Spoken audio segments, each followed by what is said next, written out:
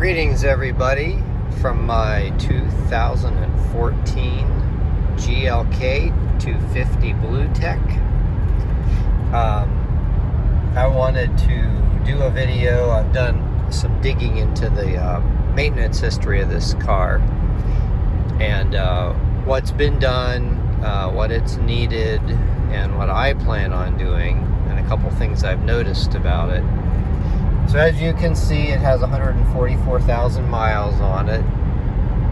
I have put about 300 miles on it since I've got it. I believe it was 144,313 when I bought it.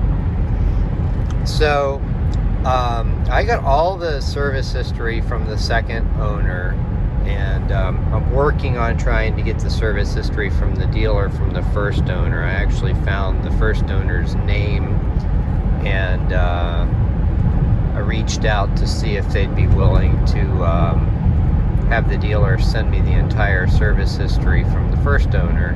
Each of the owners owned the car for roughly 5 years. So one thing I noticed is it does not appear as if the sunroof has the channels have ever been cleaned or lubricated. They're just full of dirt and grime. I'm actually going to take care of that when I get home from this drive. It does squeak when I close it. It seems to move freely, but yeah, it's desperately needing some service, so I'm going to address that. This car had the AEM warranty or diesel thing performed in 2021, I believe 10/27/2021.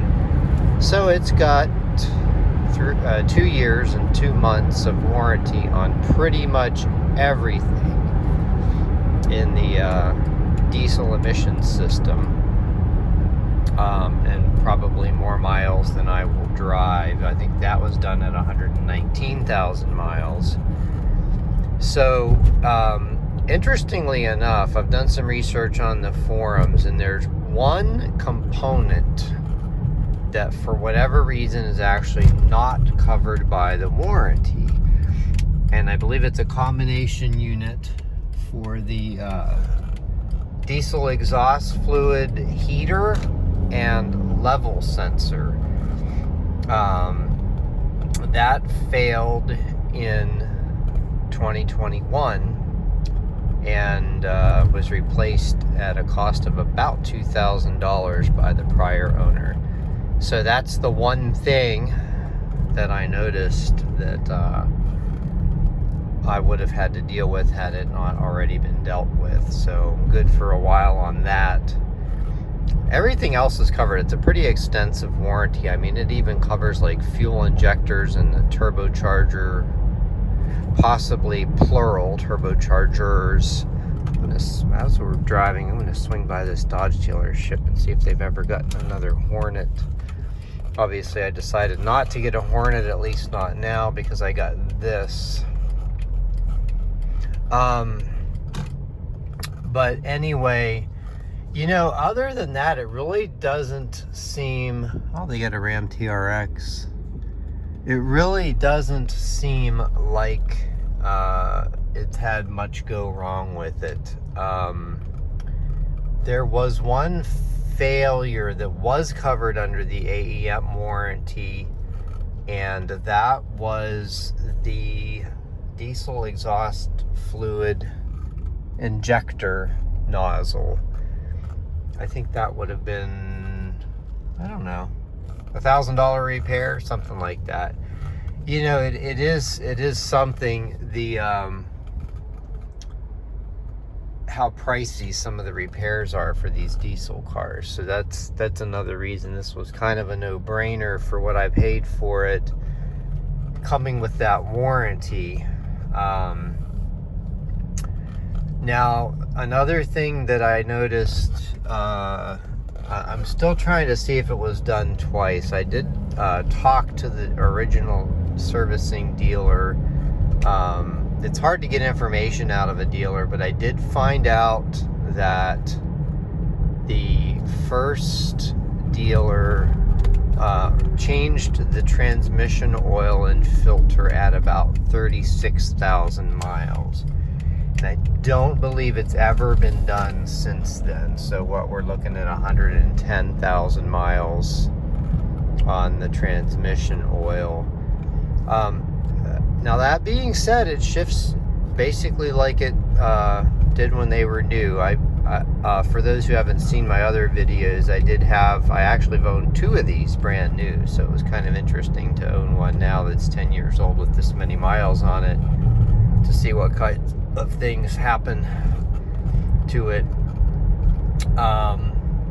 So some other services that have never been done, I don't believe front or rear differential oils have ever been changed. I don't believe the coolant has ever been changed. I am actually going to, I used to do a lot of this stuff myself. I'm not actually feeling it this time around. Probably have the shop where I bought the car from do front and rear differential, transmission oil and filter, and drain and refill the coolant. I don't think it will hurt anything to get that all done. The front differential, as I understand it, is a little bit tricky on this car. The drain hole, I believe, is hidden or blocked by either the cross member or the axle, or both. So there might be a little bit of labor in it. So I'm expecting to drop about $1,000 on maintenance. And then as it stands now, I plan on keeping this one for a while. I really like it. You dropped that. Oh, I thought that was a cop. I really like it. It is, it's very engaging to drive. And as far as maintenance goes, the dealer that I bought it from, they changed the oil before they delivered it, and they stuck a Pennsylvania inspection sticker on it. And they're very conscientious, so they actually called the Mercedes dealer and gave the VIN and got the correct oil to use for this. I made a quick video. I don't know how it turned out. I may or may not upload it, but I got underneath the car and took off the bottom covers and looked around. And for this kind of miles on a diesel, it's really not got that much in the way of leakage. It's more a seepage at this point. Nothing actually seemed to make its way all the way down to the belly pan. So I just wiped some of the seepage off. Man, this thing's been having trouble with focusing. Hopefully this is not making for an unwatchable video due to the focusing. So yeah, that looked good. There was something weird on the power steering rack. It almost looked like a foam sealant was applied to the power steering rack. At first it looked like what you get when you mix oil and water, and I thought there was something amiss, but then I touched it and it was actually dry. So I don't know what that is, but probably just ignore that. And let's see, is there anything else I forget? I think they went, they had an oil change done at 130,000, and I don't think they had any more after that. So the last round of oil change, they went 14,000 miles.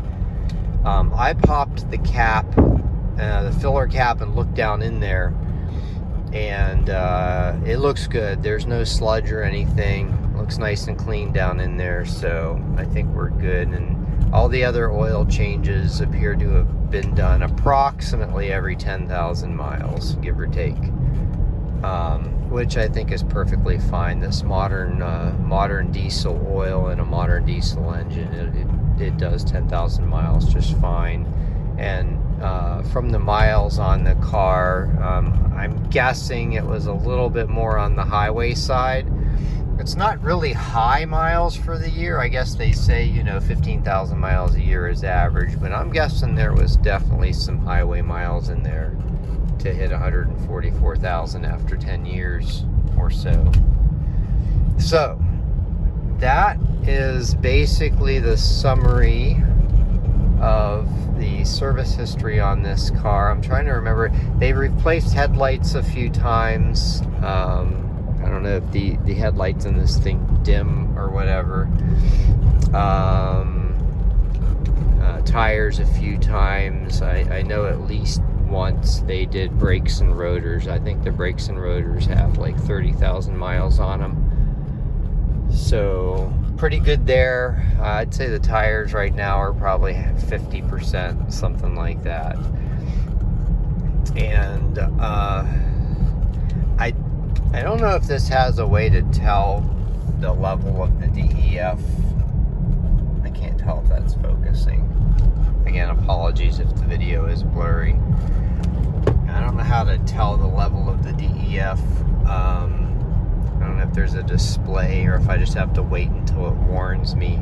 I still have the adapter in my garage to fill the DEF from when I had one of these. So I guess whenever it calls for it, I'm going to dust that off and figure out how to use it. It's been sitting in my garage for probably 9 years, because the last one I had of these was a 2014. Well, actually 10 years. I didn't keep the 2014 long enough to need any DEF. So, and that filler is in the trunk. Oh, and I bought a fix-a-flat inflator kit for to put in the trunk of this car. It's weird, it has a jack and whatever, but did not appear to have a spare tire. The owner's manual says something about a collapsible tire, but I am guessing that is only in the non-diesel models, which is kind of weird that they would give a car without an inflator kit, or basically nothing, and I don't think it even came with run flat tires. Okay, that's the service history, and also my first 300 miles have been perfect. So that's all I have to say for now.